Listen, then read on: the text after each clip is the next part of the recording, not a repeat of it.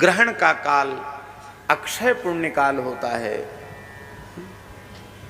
हमारे ग्रंथों में लिखा है कि सर्वम गंगा समम तोयम सर्वे व्यास समा द्विजाः।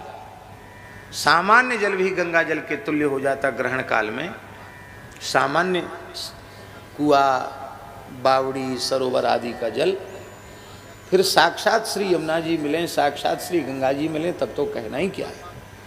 और सभी ब्राह्मण भगवान कृष्ण द्वैपायन व्यास के तुल्य हो जाते।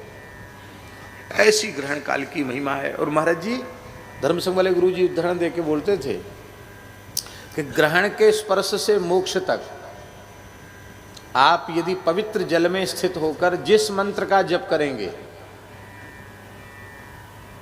उस मंत्र का सविधि पुरस्कार संपन्न हो जाएगा।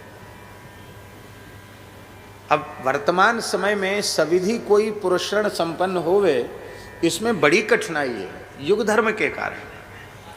तो कितना अद्भुत दुर्लभ क्षण भगवान के अनुग्रह से हम लोगों को प्राप्त हुआ कि स्पर्श से लेके मोक्ष तक सर्वथा मौन होकर के, पहले से ही आहार आदि का संयम करके, जिसमें बीच में शारीरिक वेग के कारण उठना न पड़े, और ग्रहण के स्पर्श से लेके मोक्ष तक।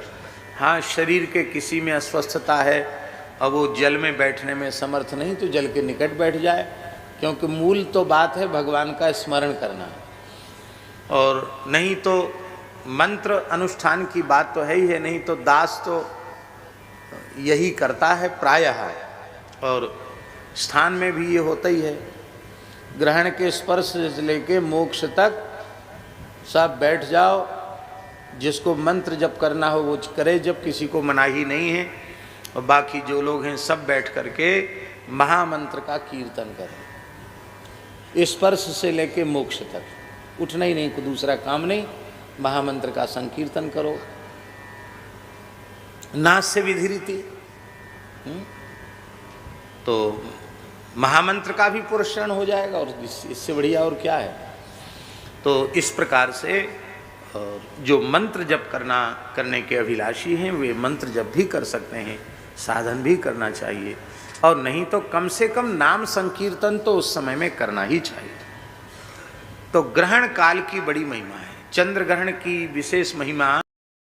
इतना अद्भुत दुर्लभ क्षण भगवान के अनुग्रह से हम लोगों को प्राप्त हुआ कि स्पर्श से लेके मोक्ष तक सर्वथा मौन होकर के, पहले से ही आहार आदि का संयम करके, जिसमें बीच में शारीरिक वेग के कारण उठना न पड़े, और ग्रहण के स्पर्श से लेके मोक्ष तक।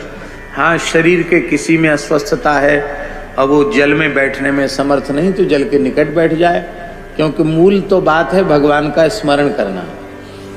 और नहीं तो मंत्र अनुष्ठान की बात तो है ही है, नहीं तो दास तो यही करता है प्रायः।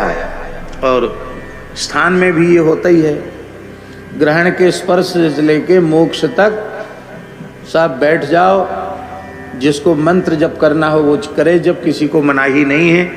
और बाकी जो लोग हैं सब बैठ करके महामंत्र का कीर्तन करें।